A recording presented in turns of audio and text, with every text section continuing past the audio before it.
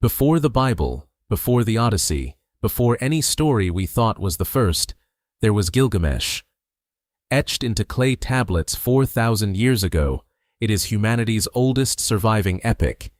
It tells of a king, 2/3 god and 1/3 man, who ruled with an iron fist, yet whose heart was changed by a single, profound friendship. It is a tale of grand adventures against fearsome beasts and defiant gods. But at its core, this ancient poem asks the questions that still haunt us today. Why are we here? What do we do with the time we have? And what happens when it ends? This is the story of a hero's journey to confront the one enemy no one can defeat: mortality itself. It is the first great quest for the meaning of life, a story that has echoed through millennia to reach us now. In the dawn of civilization, between the fertile banks of the Tigris and Euphrates, rose a city of legend, Uruk. Its walls, built of kiln-fired brick, were a wonder of the ancient world, stretching for miles, enclosing temples that reached for the heavens, and bustling markets teeming with life. And ruling over this magnificent metropolis was a king unlike any other, Gilgamesh.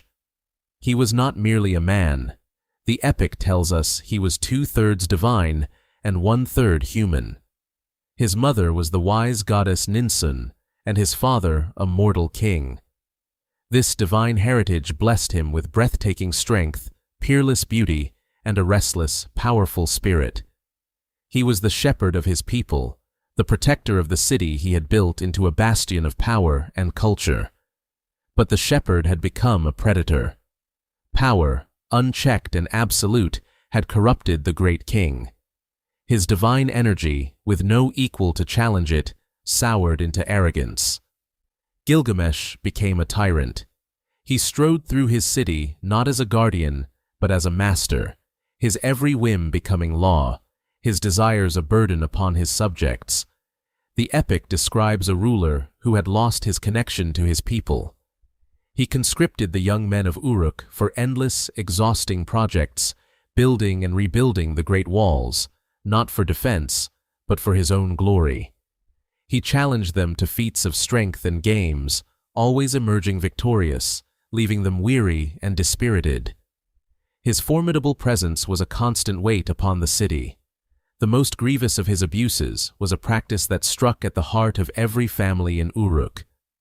The tablets speak of a king's claim that brought profound distress to his people, a heavy-handed assertion of his authority over the most sacred moments of their lives. The people of Uruk, who once looked upon their king with awe, now whispered prayers of desperation in the shadows of the great temples. They saw his strength not as a shield, but as a storm they were forced to endure. Their laments grew louder, a chorus of sorrow that rose from the city streets, past the magnificent ziggurats, and into the heavens themselves. Their cries did not go unheard. The gods, from their celestial dwellings, looked down upon the plight of Uruk. Anu, the god of the firmament and the king of all deities, listened to the people's pleas. He understood that Gilgamesh's spirit was too immense, too untamed to be contained within the confines of his own city. He needed a counterpart, a rival who could match his strength and absorb his ferocious energy. Anu turned to Aruru, the great goddess of creation, the one who had fashioned humanity from clay. He gave her a solemn task, to create a second Gilgamesh, a double, a man who could stand against the king and, in doing so, bring peace to Uruk. Aruru accepted the charge, and the fate of the tyrant king was about to change forever. Responding to the divine command, the creation goddess Aruru prepared for her sacred work. She ritually washed her hands, took a piece of primeval clay, and shaped it with the wisdom of the gods. She did not craft this new being in a temple or a palace, but cast the clay into the vast, untamed wilderness. There, far from the walls of Uruk, a new life stirred. He was Enkidu, a man born not of woman, but of the earth itself. He was the embodiment of the natural world, a creature of pure instinct. The epic describes him in vivid detail.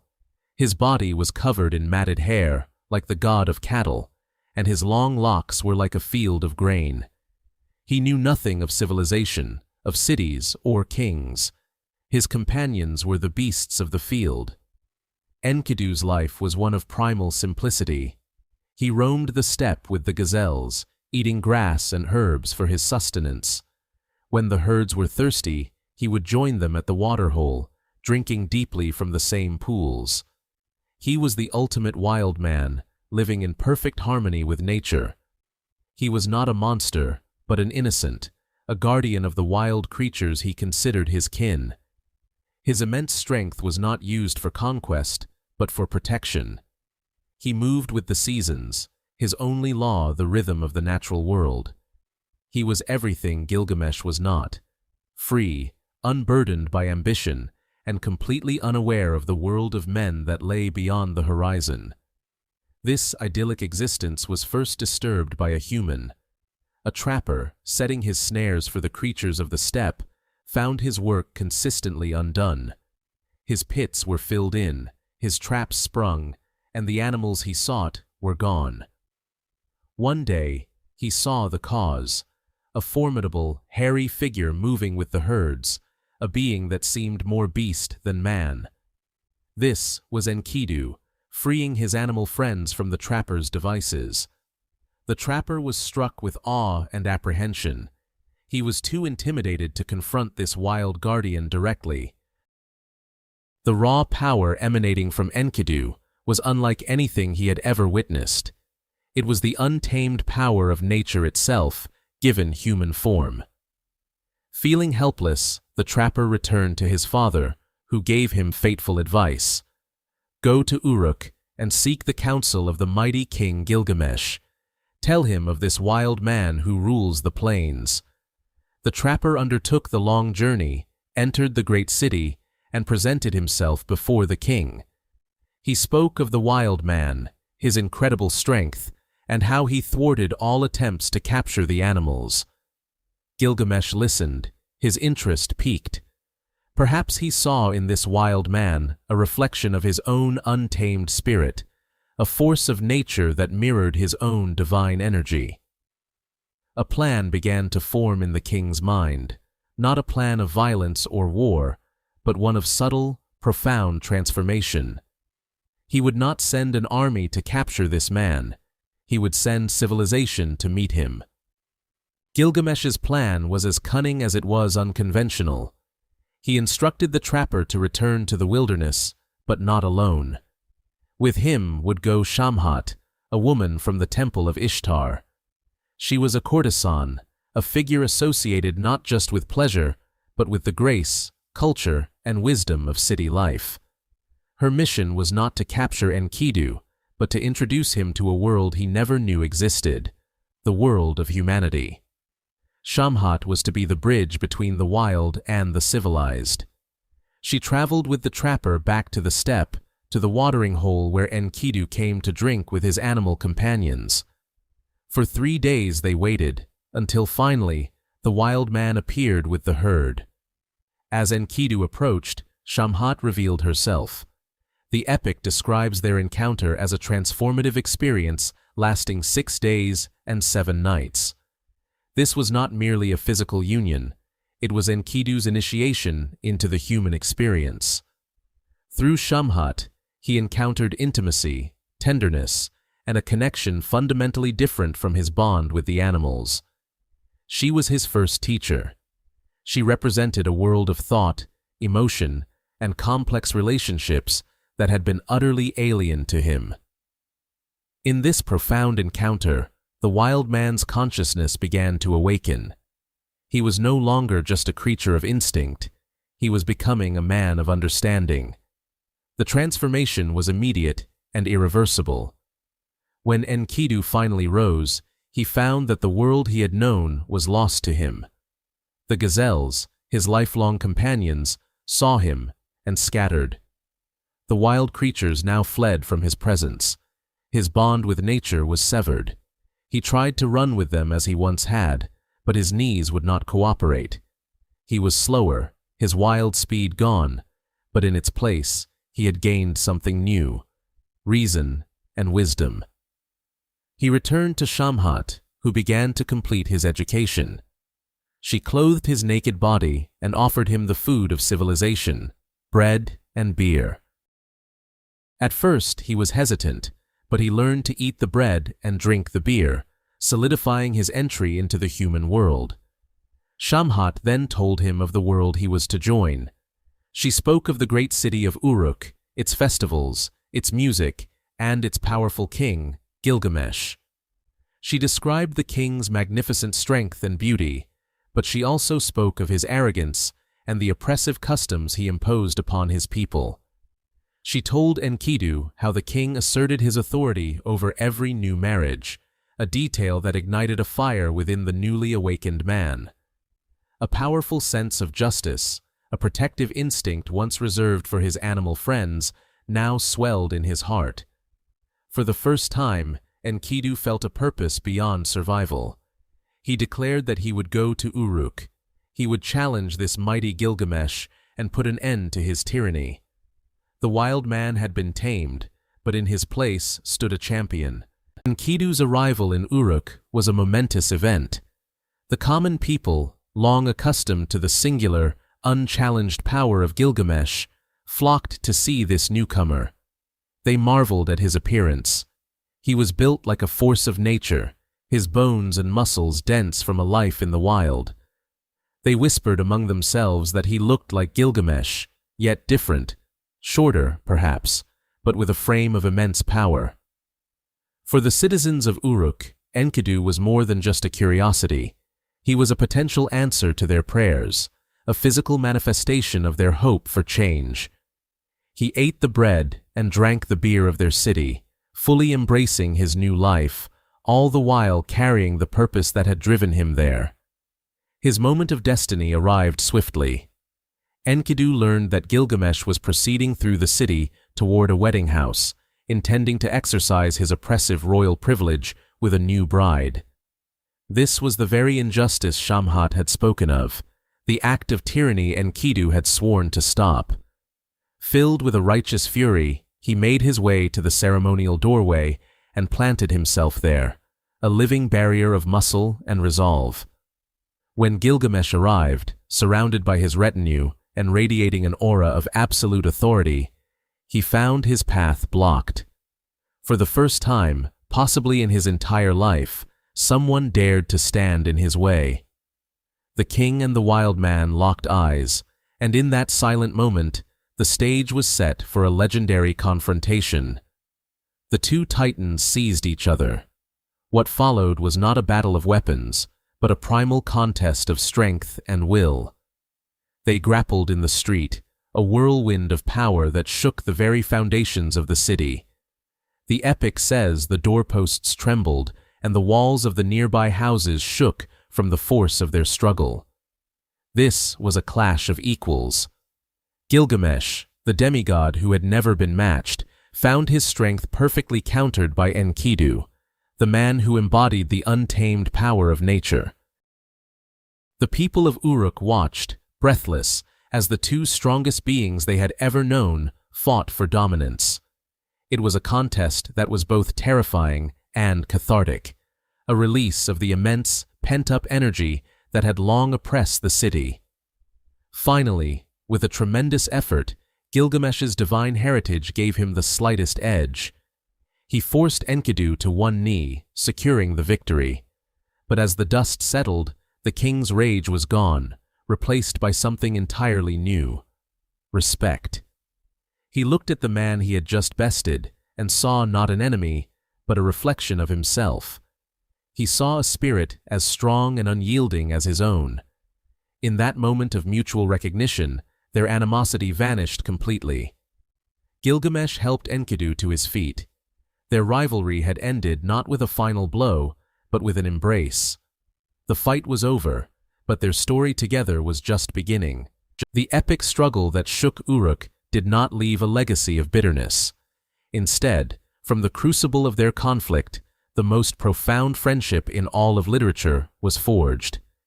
Gilgamesh, the lonely king at the pinnacle of power, had found his equal. Enkidu, the wild man torn from his natural home, had found a brother and a purpose. Their bond was sealed when Gilgamesh's divine mother, the goddess Ninsun, formally adopted Enkidu, making them brothers in spirit as well as in arms. The restless, destructive energy that had once made Gilgamesh a tyrant now had a positive outlet. With his friend by his side, the king's perspective shifted from dominating his own people to conquering the wider world and achieving a fame that would outlast time itself.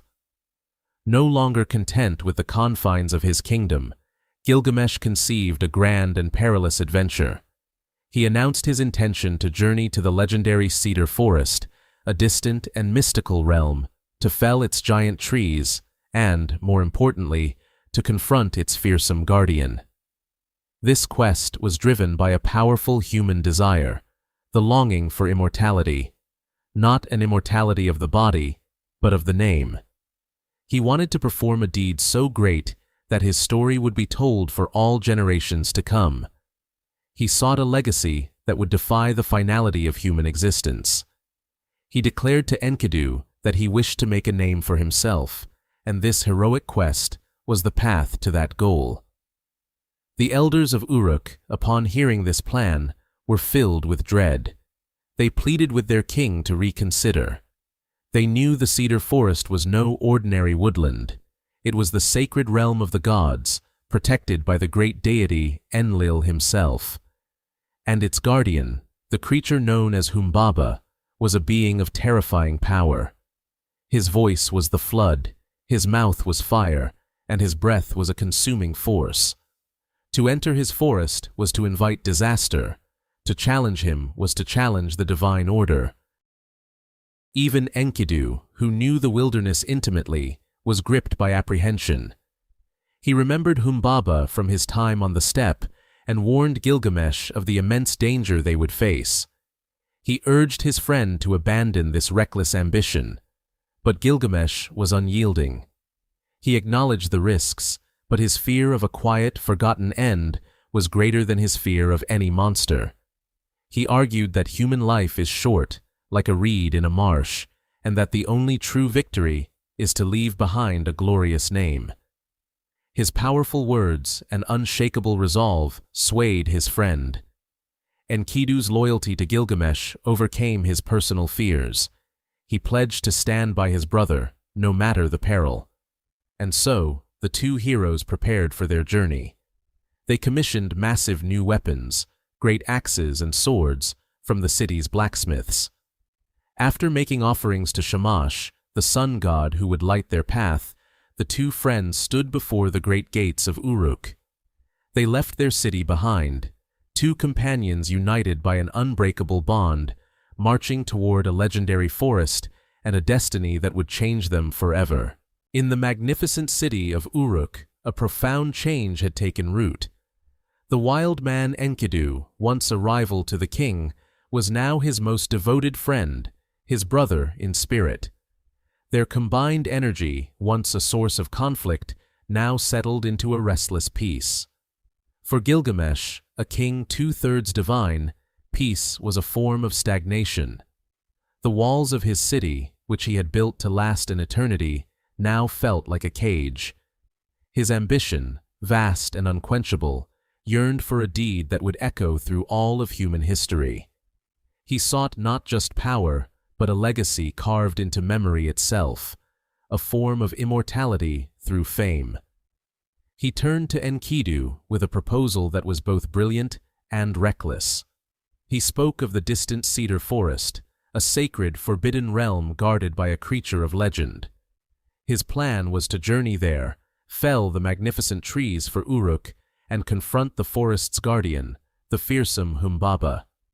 Enkidu, who had known the wilderness and its ancient powers, was filled with a chilling dread. He knew of Humbaba, not as a myth, but as a terrifying reality, a being appointed by the great god Enlil, whose roar was the flood and whose breath was a consuming fire. He pleaded with his friend to abandon this quest, describing the guardian as an unstoppable force that no mortal should dare to challenge. The elders of Uruk echoed Enkidu's fears. They saw this venture not as heroism, but as profound arrogance, a direct challenge to the divine order that could bring ruin upon them all. But Gilgamesh was resolute. His desire to etch his name into eternity overshadowed all warnings of peril. He argued that life is fleeting, and the only thing that endures is a great name. Even if they were to fall, he declared, their story would be told forever. His powerful conviction, the sheer force of his will, eventually swayed his loyal friend. Bound by their unbreakable bond, Enkidu agreed to stand by his king. Preparations began at once. The finest smiths in Uruk were commissioned to forge immense bronze axes and swords, weapons worthy of heroes challenging a demigod. Before their departure, Gilgamesh's mother, the wise goddess Ninsun, performed a sacred ritual. In the temple, she prayed fervently to the sun god Shamash, pleading for his protection over the two adventurers. In a deeply moving gesture, she formally adopted Enkidu as her own son, forever binding him to Gilgamesh not just by friendship, but by family. As dawn broke over the ziggurat, the two heroes stood at the great gates of Uruk, their new weapons gleaming. The long and perilous road to the cedar forest lay before them, a path from which they might never return. The quest for everlasting glory had begun. The great bronze gates of Uruk swung shut behind them, the sounds of the city fading into a whisper. Gilgamesh and Enkidu set out upon their epic journey, a trek so arduous that it would take an ordinary traveler 6 weeks to complete. But these were no ordinary men. Infused with divine stamina, they covered vast distances with astonishing speed, crossing in a single day the terrain that would take others a month. Their path led them across sun-scorched plains, through treacherous mountain passes, and over wide, rushing rivers. In this immense and empty landscape, they had only each other. Their friendship, forged in the city, was now tempered in the crucible of the wilderness. They were a perfect balance. Gilgamesh, the indomitable leader, his eyes fixed on the glorious prize, and Enkidu, the cautious soul, his senses attuned to the whispers of the natural world he once called home. As the journey progressed, a shadow of apprehension began to fall over Enkidu. Each night, as they made camp under a blanket of unfamiliar stars, his sleep was troubled by disturbing visions. He dreamt of a mountain collapsing upon them, of a fearsome wild bull, and of a terrifying eagle with a lion's head. He would awake in a cold sweat, convinced these were ill omens. But Gilgamesh, ever the optimist, would listen patiently and reinterpret each dream as a sign of their impending victory. The collapsing mountain, he would argue, was not their doom, but the fall of Humbaba. The wild bull was the powerful sun god Shamash, their divine protector, coming to their aid. Through his confident interpretations, he bolstered his friend's courage, transforming visions of fear into prophecies of success. Throughout their travels, Gilgamesh made regular offerings and prayers to Shamash. He believed his audacious quest was sanctioned by the heavens, that the sun god himself would light their path and shield them from harm. And indeed, it seemed their prayers were answered, as favorable winds sped them on their way. After many days of relentless travel, they finally crossed the 7th and final mountain. Before them lay their destination, the legendary cedar forest. It was a breathtaking sight, a solid wall of ancient green that seemed to touch the very sky. The air itself felt different here, heavy, ancient, and charged with a palpable energy. It was a place of sublime beauty, a sacred grove belonging to the gods. But deep within its majestic silence, they could sense a formidable presence, and they knew its monstrous guardian was aware of their arrival. With their great axes in hand, the heroes passed through the unseen gate of the cedar forest. The world outside vanished, replaced by a realm of colossal trees and deep, emerald shadows. The silence within was profound, a sacred stillness that felt older than humanity itself. This was not merely a forest, it was a living temple, the domain of the gods, and their presence felt like a sacrilegious intrusion. Undeterred, Gilgamesh selected the tallest, most magnificent cedar and swung his axe. The sound of bronze striking ancient wood cracked through the silence like a thunderclap, an audacious challenge hurled at the heart of the sacred grove. The forest itself seemed to hold its breath before unleashing its fury. From the deepest part of the wood, Humbaba emerged. He was a being of immense power, a guardian appointed by the chief god Enlil to protect this holy place. The ancient texts describe him in terrifying terms, his voice a deluge, his breath an inferno, and his face a swirling mask of intestines. He was cloaked in 7 layers of terrifying radiance, an aura of divine power that could paralyze any mortal who looked upon it.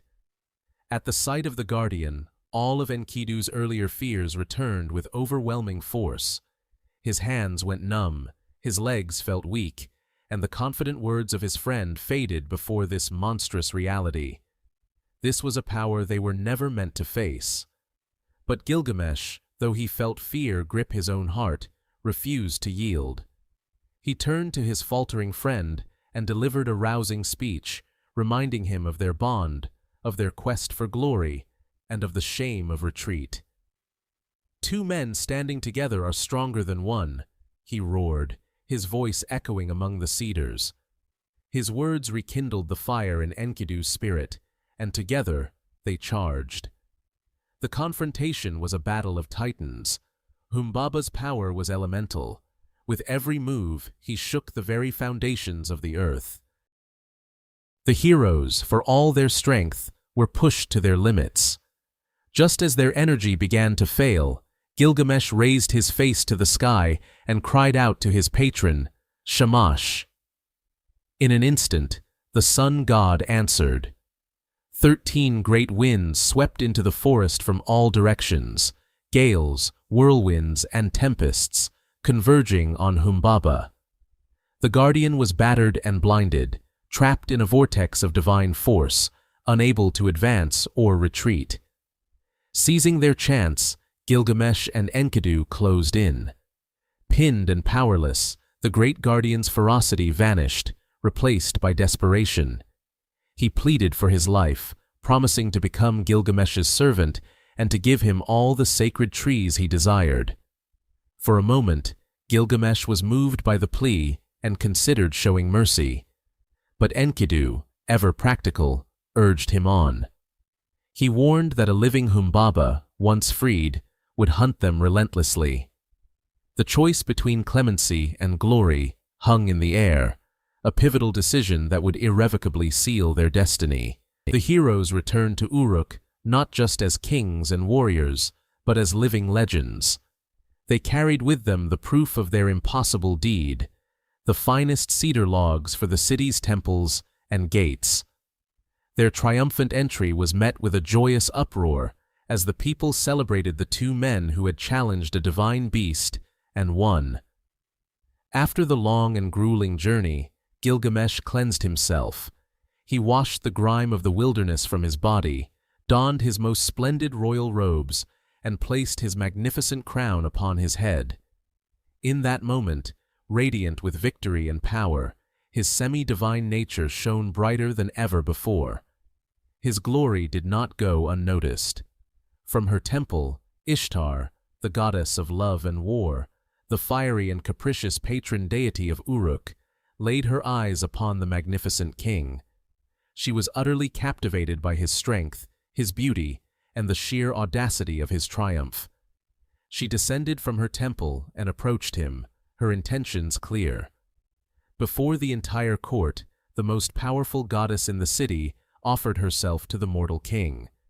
She proposed marriage, promising him riches beyond imagination, a chariot of lapis lazuli and gold, drawn by storm demons, a home built of fragrant cedar, and dominion over all other kings who would bow before him and offer tribute.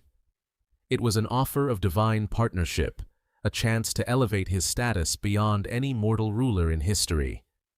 In an act of staggering hubris, Gilgamesh did not just refuse, he mocked her. With the cheers of his people still ringing in his ears, he scornfully rejected the goddess, listing for all to hear the grim fates of her previous mortal lovers. He reminded her of the shepherd she transformed into a wolf, hunted by his own dogs, of the gardener she turned into a mole, forever trapped underground. He called her a faulty door that lets in the wind, a shoe that bites its owner's foot. He accused her of being a fickle and destructive lover who discards her playthings when she grows bored.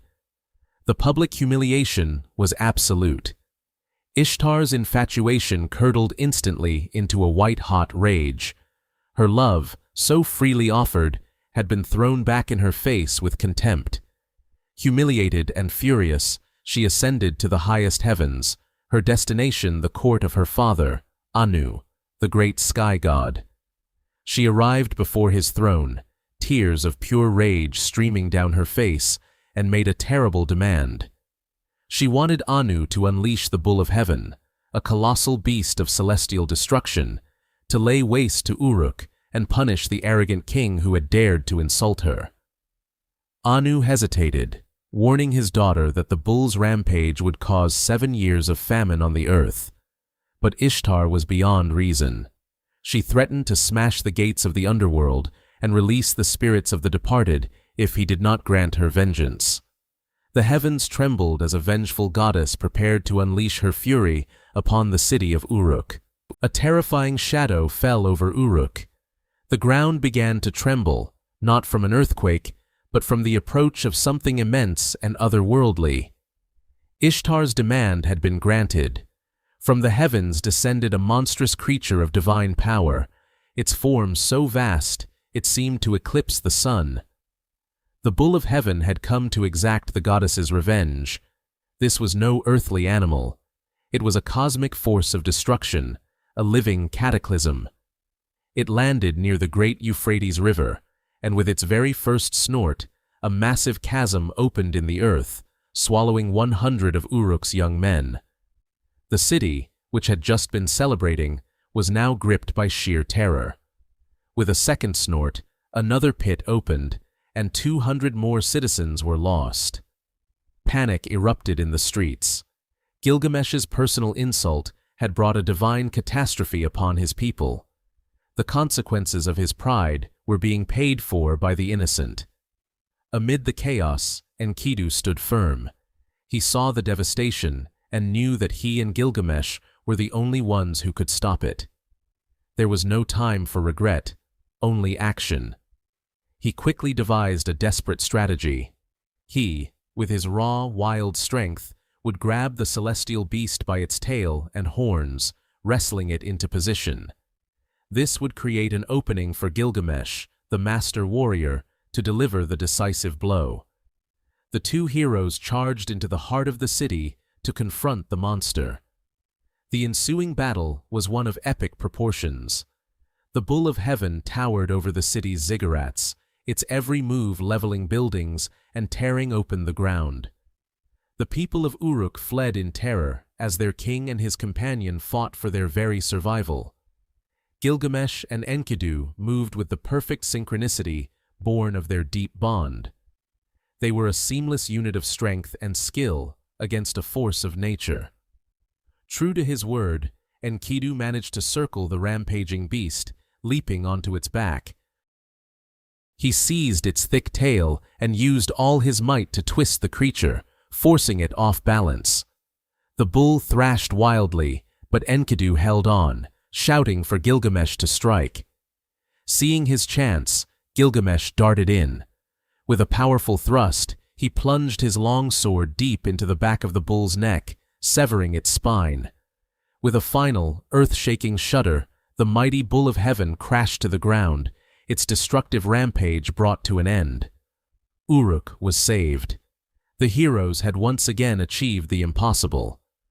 But as they stood over the fallen celestial beast, A furious cry echoed from the city walls. It was Ishtar, screaming curses upon Gilgamesh for destroying her instrument of vengeance. In a final, impulsive act of defiance, Enkidu ripped a hind leg from the bull and hurled it at the enraged goddess. It was the ultimate gesture of contempt. The victory seemed absolute, but this grave insult against a powerful deity would not be forgotten. The gods in heaven had witnessed everything, and a terrible price was about to be exacted for their hubris. The victory celebrations in Uruk were short-lived, replaced by a chilling premonition that crept into the palace like a desert wind. The source was not an invading army, but a vision that visited Enkidu in the quiet of the night. He awoke, his body trembling, his face pale with a terror Gilgamesh had never seen before. He recounted the dream to his friend, his voice heavy with foreboding. He spoke of a solemn assembly of the great gods: Anu, the father of the heavens; Enlil, the lord of wind and storm; and Shamash, the radiant sun god. In his vision, they sat in judgment, their divine faces stern and unreadable. The charge against the two heroes was clear. Their defiance had gone too far. They had felled Humbaba, the sacred guardian of the cedar forest, a being placed there by Enlil himself. Then, they had vanquished the bull of heaven, a celestial creature sent by Anu at the request of the spurned goddess Ishtar. These were not mere acts of heroism, they were direct challenges to the divine order. In the dream, the gods debated their fate. Shamash, who had aided them, argued on their behalf, but the anger of Enlil was implacable. A price had to be paid for their hubris, a lesson delivered to the mortal world. The verdict was passed down from the heavens. One of them must be taken. As Enkidu relayed the final part of his dream, a profound silence fell between the two men. He described a terrifying journey into a shadowy realm, a house of dust from which no one returns. He saw the figures of past kings and priests, their crowns set aside, now mere servants in a land of eternal twilight. He saw a place where sustenance was clay and nourishment was dust, a silent, colorless existence. This was the Mesopotamian vision of the afterlife, not a place of punishment, but one of bleak, irreversible finality. Gilgamesh listened, his own heart pounding with fear. He tried to offer comfort, to interpret the dream as a favorable omen, but the stark clarity of the vision was undeniable. It was not a warning, it was a sentence. The dream marked the turning point in their saga. The celebration was over. The shadow of divine retribution had fallen over them, and the bond forged in adventure would soon face its ultimate test. As the days passed, a weakness took hold of Enkidu, a malady that no healer in Uruk could explain or cure. The dream was becoming reality. Enkidu's illness was not of the mortal world. It was the slow, inexorable fulfillment of the divine decree he had witnessed in his dream. As his strength waned, his spirit raged. He felt the injustice of his fate with a burning intensity. Why him? Why was he, the wild man brought into civilization, the one chosen to pay the price for deeds they had both committed? In his feverish state, he lashed out, not at the gods, but at the instruments of his transformation. He cursed the trapper who first spotted him in the wilderness, wishing him a life of poverty and failure. He then turned his fury upon Shamhat, the temple attendant who had tamed him, who had introduced him to bread, ale, and the companionship of Gilgamesh. He wished upon her a life of loneliness and scorn. His words were filled with the bitterness of a man who felt his journey from nature to civilization had led only to this premature end. It was a poignant and deeply human reaction, to blame the path that led you to your current misfortune. But as his curses echoed in the sick room, a voice from the heavens intervened. It was the sun god, Shamash, the same deity who had argued for them in the divine council. He spoke to Enkidu, not to reverse the verdict, but to offer a different perspective. Shamash reminded Enkidu of the life he had been given. He reminded him of the fine food he had eaten, the rich garments he had worn, and most importantly, the profound friendship he had shared with the mighty Gilgamesh. He spoke of how the king of Uruk would mourn him, how he would have the people of the city lament his passing, and how, after his departure, Gilgamesh would wander the wild lands, lost in his emptiness. Hearing this, Enkidu's heart softened. His anger subsided, replaced by a wave of understanding and sorrow. He recognized the truth in the god's words.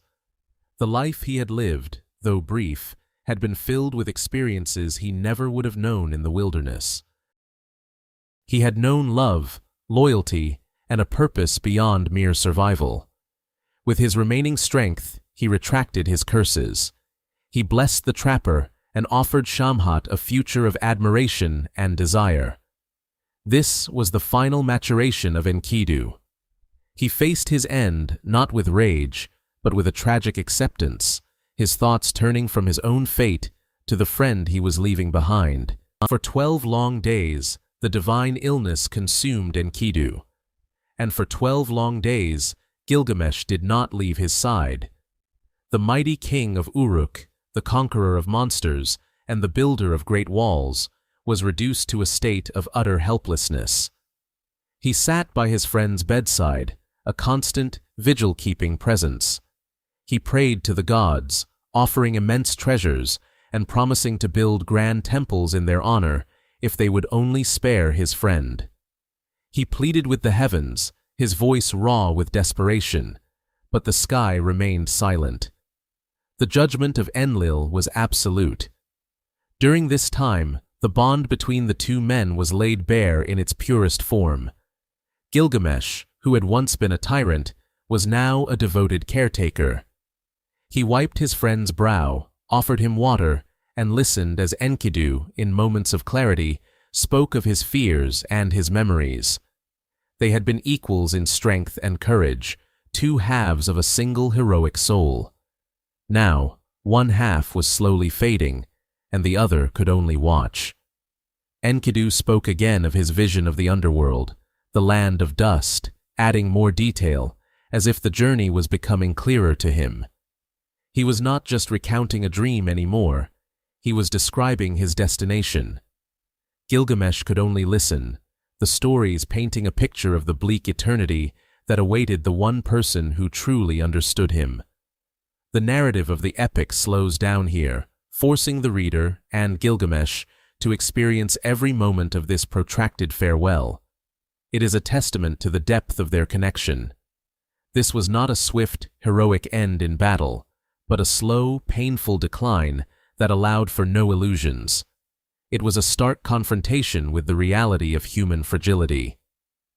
On the final day, Enkidu lay still.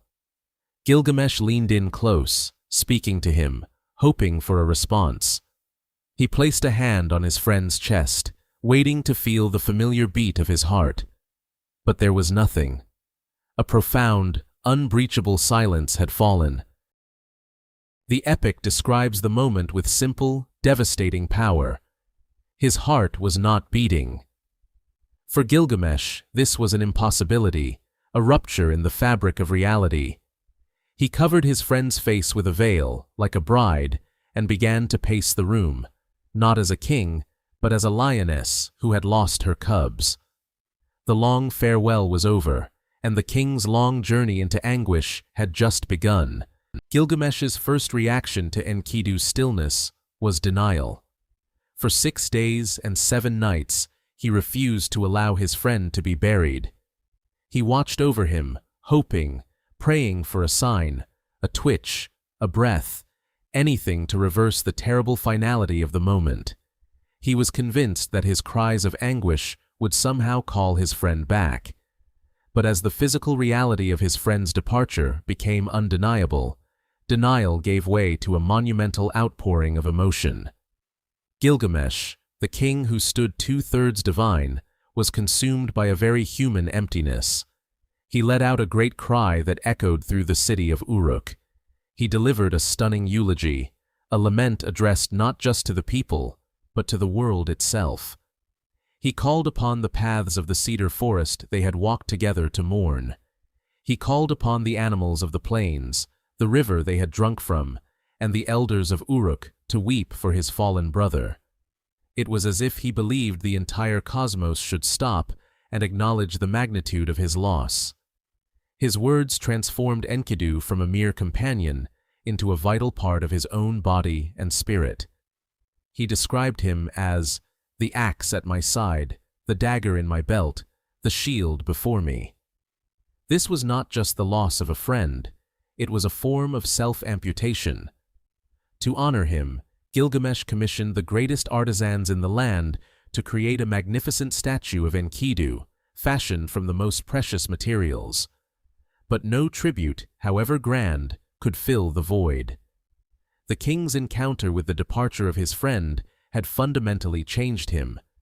It had introduced him to a new and terrifying emotion, the fear of his own mortality. He looked at his friend and saw his own future. If Enkidu, a man of such strength and vitality, could be reduced to stillness, then what hope was there for him? The thought became an obsession. The trappings of kingship, the fine clothes, the luxurious palace, the adulation of his people, all became meaningless. They were temporary distractions from the inevitable end that awaited him. In a dramatic act of renunciation, Gilgamesh tore off his royal robes. He donned the rough, uncomfortable skin of a lion, a symbol of his return to a more primitive, elemental state. He let his hair grow long and unkempt. The pristine, powerful king was gone, replaced by a wild-looking wanderer. He abandoned his city, his throne, and his duties, and set out into the wilderness, driven by a new, desperate purpose. Gilgamesh's journey was no longer for glory or adventure, but for an answer to the ultimate human question. He was searching for a way to conquer finality itself. His destination was the home of a legendary figure named Utnapishtim. In Mesopotamian lore, Utnapishtim and his wife were the sole survivors of a great, world-ending flood, a cataclysm sent by the gods to wipe out humanity. As a reward for their survival, the gods had granted them a unique gift: eternal life. They lived at the very edge of the world, a place no mortal had ever reached. To Gilgamesh, Utnapishtim represented the one thing he now craved above all else: an escape from the fate that had claimed Enkidu. The path was perilous, a journey through a world that was both real and mythological. He traveled through the vast, open steppe, his royal skin now weathered by the sun and wind. He encountered lions and fought them, not for sport as he might have before, but with the grim determination of a man with nothing left to lose. His quest eventually led him to the twin peaks of Mount Mashu, the place where the sun was said to rise and set, guarding the entrance to a path that ran through the earth. This gate was protected by two fearsome scorpion beings, creatures so intimidating that their mere appearance could cause a person's end. Yet, when they saw the look in Gilgamesh's eyes, a resolve forged in anguish, they recognized that he was no ordinary traveler. They saw his divine heritage and the immense weight of his purpose. They allowed him to pass. Gilgamesh entered a tunnel of absolute, unyielding shadow that ran for 12 long leagues. He traveled in complete sensory deprivation, a symbolic journey through the underworld he so feared. For hours upon hours, he walked through a void, with only his own thoughts and the memory of Enkidu to accompany him. Just as he felt he could go no further, he saw a faint light. He emerged, blinking, into a world of breathtaking wonder, a celestial garden where the trees bore not fruit, but gemstones. Lapis lazuli leaves, carnelian fruits. It was a paradise. Here, by the edge of a great sea, he met a divine tavern keeper, the goddess Siduri. Seeing his haggard appearance, she advised him to abandon his quest. She urged him to accept his mortal lot, to enjoy the simple pleasures of life, to eat, drink, be merry, and cherish his family. But Gilgamesh was deaf to her wisdom. His fear was greater than any temptation of simple happiness. He had to find Utnapishtim. Siduri, seeing his unshakable resolve, pointed him toward the next impossible obstacle, the waters of departure, which no mortal could cross. Having conquered the twin peaks of Mashu and traversed the Garden of the Gods, Gilgamesh finally reached the end of the earth. Before him lay a sight no living mortal had ever witnessed, a vast, shimmering ocean that stretched to an impossible horizon. These were the waters of existence, the cosmic sea that separated the realm of the living from the abode of the immortal Utnapishtim. The air itself hummed with a strange energy, and the waves that lapped the shore seemed to whisper of eternity and oblivion. At the edge of this mystical sea, he found a tavern, an unexpected sign of life in this desolate place. Its keeper was Siduri, a divine alewife veiled for modesty, whose wisdom was as deep as the waters themselves. She saw the haggard king, his skin weathered by the elements, his fine garments replaced with animal hides, and his face etched with a profound sorrow. She questioned his frantic quest, urging him to accept his mortal lot. "Gilgamesh, where are you hurrying to?" she asked, her voice calm and steady. "The life that you are seeking you will never find. When the gods created humankind, they set aside a final fate for them and held life in their own hands. So, you, Gilgamesh, let your stomach be full, enjoy yourself day and night, make every day a festival, dance and play. Let your clothes be sparkling clean, let your head be washed, may you be bathed in water. Pay attention to the little one who holds your hand, let your spouse delight in your embrace. For this is the task of humankind." But Gilgamesh, his heart still shattered by the loss of Enkidu, could not hear her wisdom. To him, her words sounded like a surrender. His grief was a fire that consumed all thoughts of simple pleasure. He saw only the specter of his own end, the same cold silence that had claimed his beloved friend. He rejected her counsel, his obsession undiminished. He asked her how he might cross the impassable ocean. Seeing the unbreakable will in his eyes, Siduri reluctantly directed him to the one being who could help, Urshanabi, the ferryman of Utnapishtim. He lived deep in the forest, she explained, and was the only one who knew the way across. Gilgamesh plunged back into the wilderness, his hope renewed. When he found Urshanabi among the trees, his desperation boiled over into a blind rage. In a fit of fury, he inexplicably smashed the sacred stone things that propelled the ferry. Urshanabi looked at the shattered remnants, and then at the king. "Your own hands, Gilgamesh," the ferryman said grimly, "have prevented your crossing." The echo of his own destructive fury hung in the air. Gilgamesh stood amidst the fragments of the stone things, the magical objects that enabled Urshanabi's boat to safely navigate the waters of existence. The ferryman's words confirmed his folly. He had destroyed his only means of passage.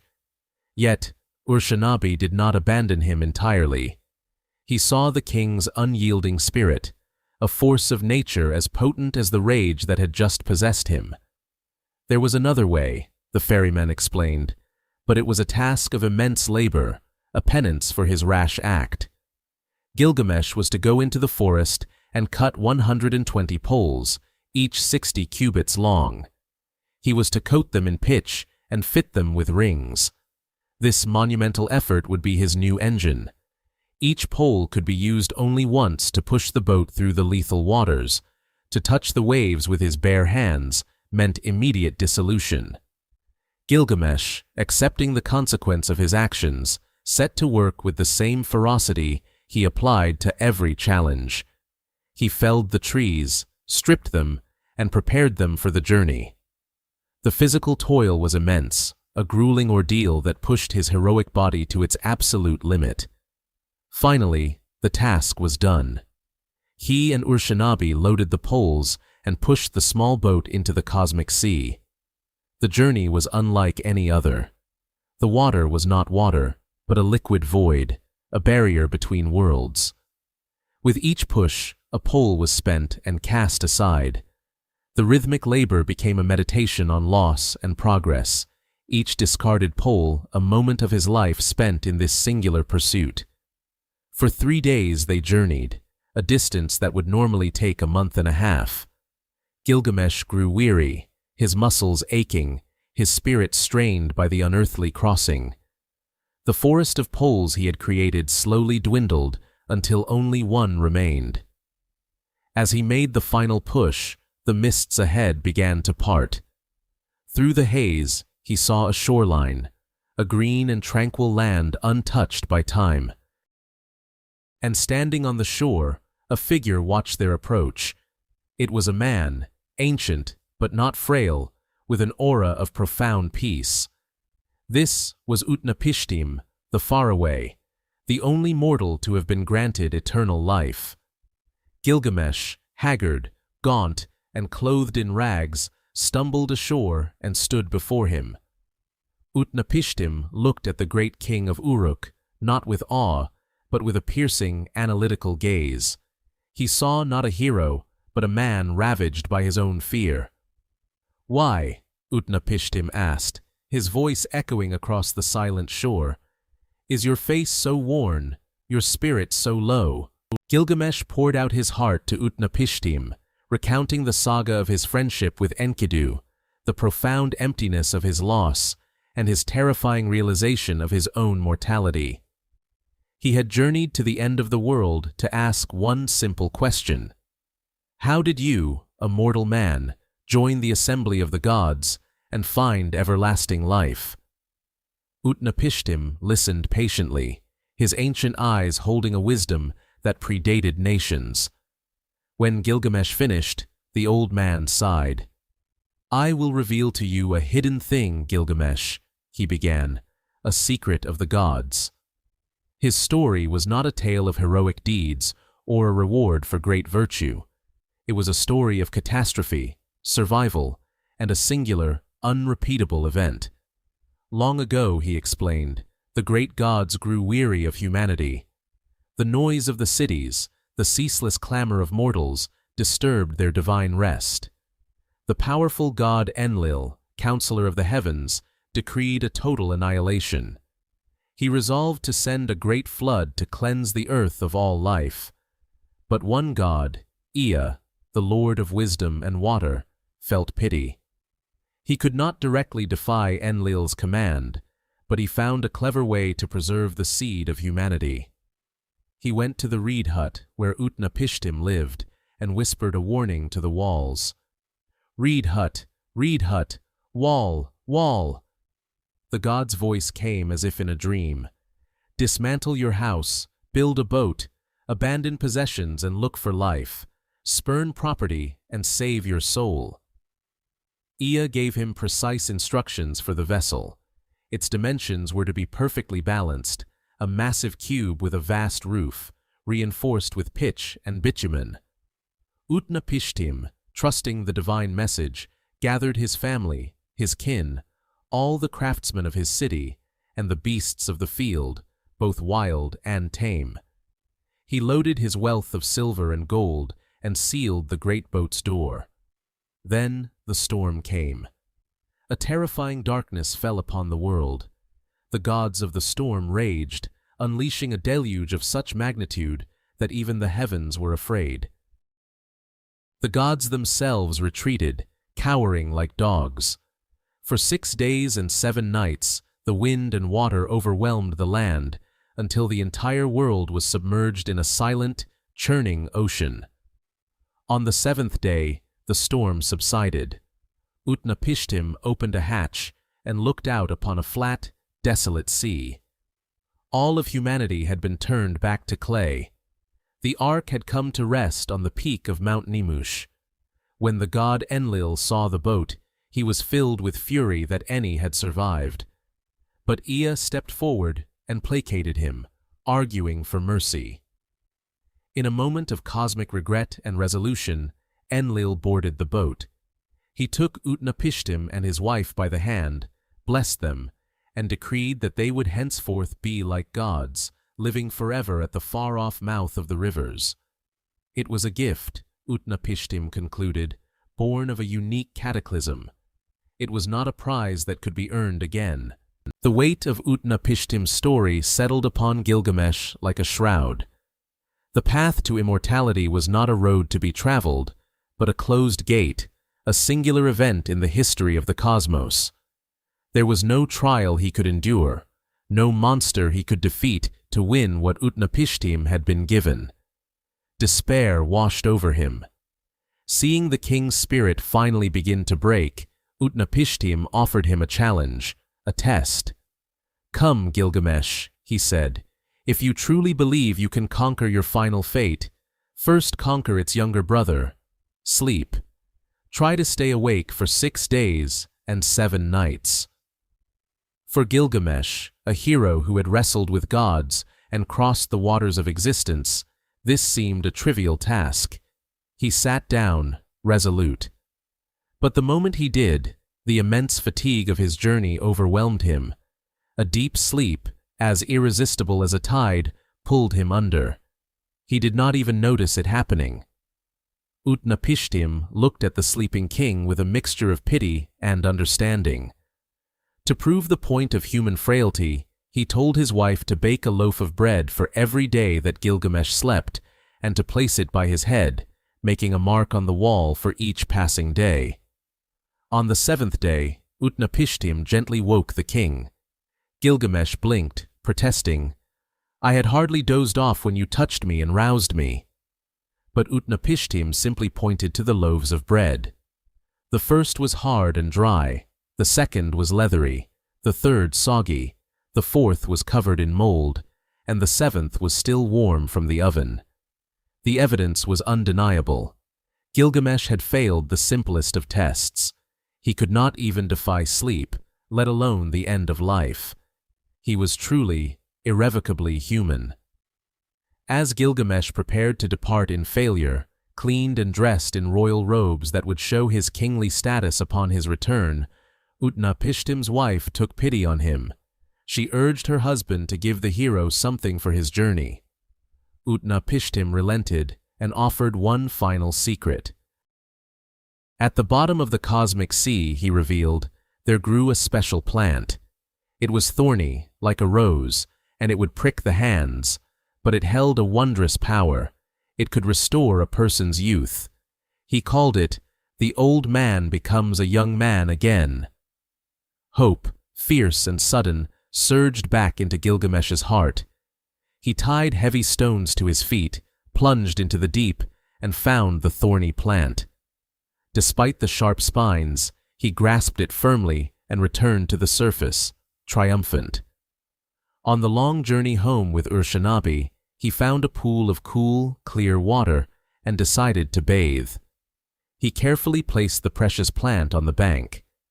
As he bathed, a serpent, drawn by the plant's sweet fragrance, slithered out from the water, seized the plant, and ate it. Instantly, the snake shed its skin, leaving its old form behind, renewed. Gilgamesh returned to find it gone. He fell to the ground and wept, the tears streaming down his face. His quest, his suffering, his final, tangible hope, all had been for nothing. The serpent's theft was the final, crushing blow. Gilgamesh had held rejuvenation in his hand, only to have it stolen by chance, by nature itself. He had journeyed farther than any human, challenged the boundaries of creation, and had come away with nothing but the bitter taste of failure. His weeping by the pool was not just for the lost plant, but for the loss of Enkidu, for his own spent youth, and for the final, unassailable truth of his mortality. The long journey home with Urshanabi was quiet and somber. The frantic energy that had propelled Gilgamesh across the world was gone, replaced by a heavy, profound emptiness. Yet, as they traveled, something within the king began to shift. The fire of his obsession had burned out, and in the ashes, a new kind of understanding began to take root. As they approached his kingdom, the great city of Uruk rose from the plains. Its immense outer wall, a marvel of engineering and labor, glowed in the light of the setting sun. For the first time, Gilgamesh saw it not merely as a symbol of his power, but as something more. He turned to Urshanabi, the ferryman who had witnessed his ultimate failure, and his voice was no longer filled with anguish, but with a calm, resonant pride. "Go up, Urshanabi, walk on the walls of Uruk," he said. "Inspect the foundation platform and scrutinize the brickwork. Testify that its bricks are baked bricks, and that the 7 sages themselves laid its foundations." He pointed out the expanse of the city, 1 part city, 1 part gardens, 1 part clay pits, and the precinct of the great temple of Ishtar. He urged Urshanabi to behold the structure, the order, the civilization contained within those walls. This was the same boast that had opened the epic, the proud declaration of a mighty king. But the meaning was now transformed. It was no longer the statement of a ruler who thought himself a god, but the realization of a man who had finally accepted his place in the world. He had failed to achieve personal immortality, but he now understood a different, more enduring kind.